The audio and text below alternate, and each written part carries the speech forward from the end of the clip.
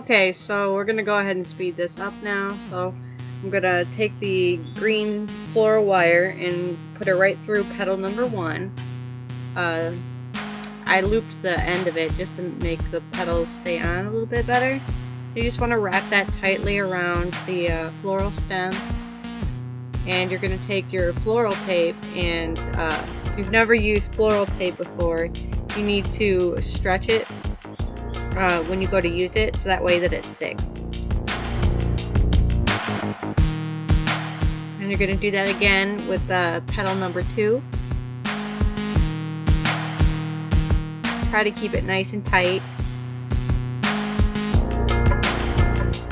I'm going to wrap some more floral tape around that. I go ahead and cut myself a few strips of floral tape ahead of time just to make it easier.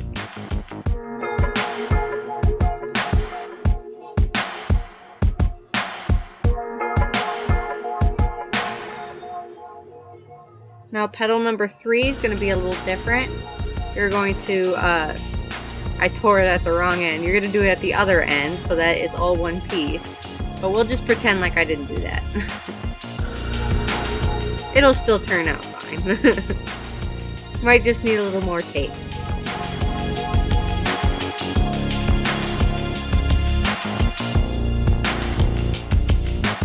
Now petal 4, you're also going to tear that at the correct end this time, so it's all one piece, and just wrap that around. This goes fairly quickly once you get the hang of it. My first rose took me about a half hour to do, and then I did like 3 of them in a half hour recently.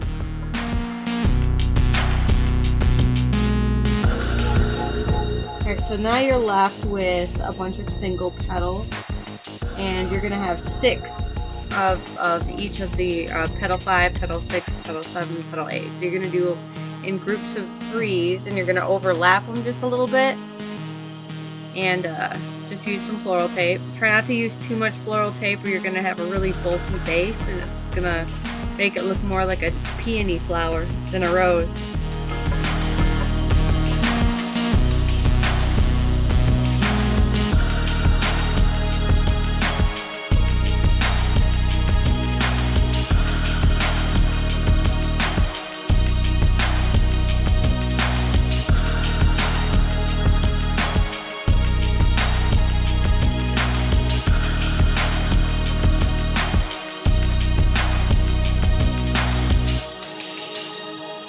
Just keep doing that until you are completely out of petals. You know, one easier way to keep the petals organized is to label some plastic cups with the numbers, and just put each petal number in that. And like I said, you can find the petal stencils on Martha Stewart's website. I posted the link earlier, and just print that out, and I went ahead and just cut that out on some cardstock so that way I'd have a permanent stencil.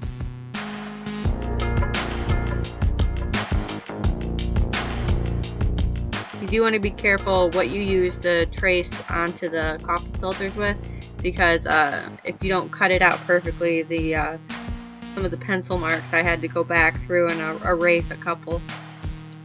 But you are going to paint the rose, so, you know, it's not going to show up too much.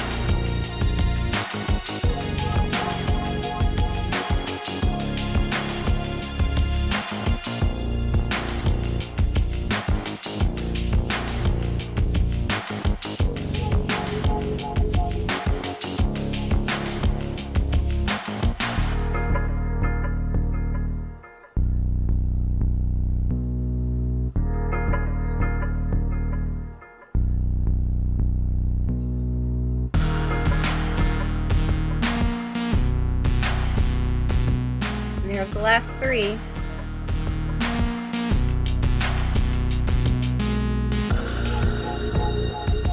After you do this, you're going to go ahead and take some more floral tape and you're going to wrap it up. See how some of the outside petals are bended down quite a bit? You can take the floral tape and wrap it up just a little bit, about maybe a 1/2 inch. Keep them all kind of clustered together. And you want to take that down the wire just a little bit to make it look all nice and even and blend in with the rest of the green wire.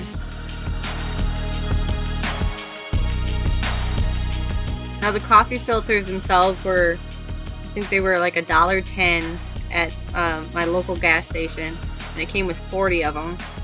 The stem wires were maybe $2. I got a whole pack of them, and the floral tape was $2 for a whole roll.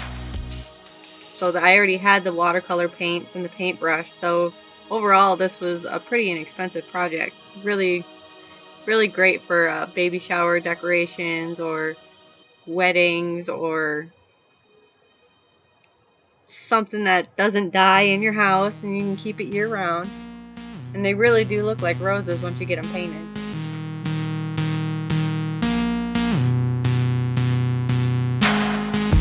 You want to fan them out just a little bit so it's easier to paint.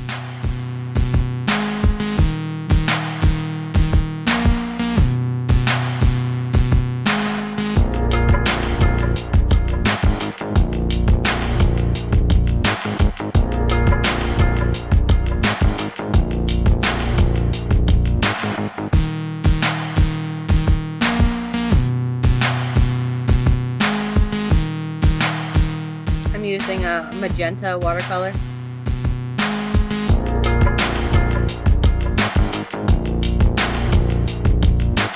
Just add some water to that. You know, you want it easy to spread, and the coffee filters, they absorb the paint really well.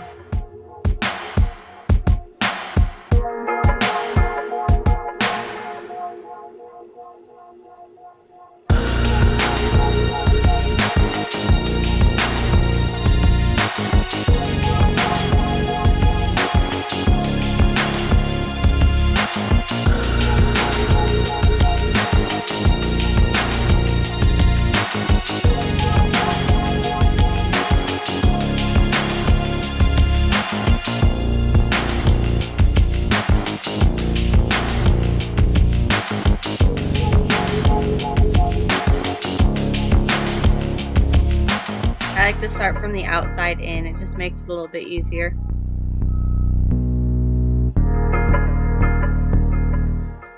The nice thing is when you get the back side of the coffee filter, it is so absorbent that the color will usually bleed through the entire petal, so you don't have to do the front side as well.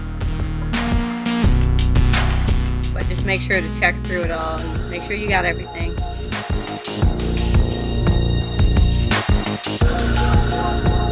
Now, one thing I didn't show in this video because my battery died on my camcorder was after this is completely dry, you can take another color, watercolor, water it down, and just paint on the rim of each of the petals. Like, you don't have to be careful or anything, just kind of, you know, take a paintbrush and go over each petal on the outside. And then you're going to take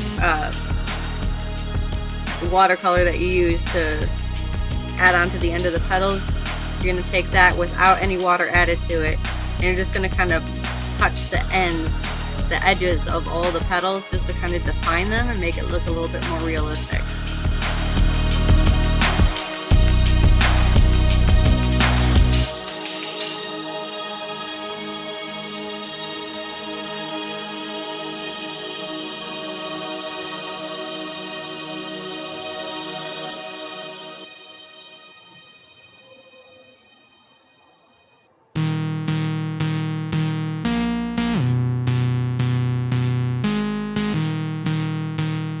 Sorry, I went a little off camera. I was too involved, I guess. I didn't see that I was out of range. But you get the general idea.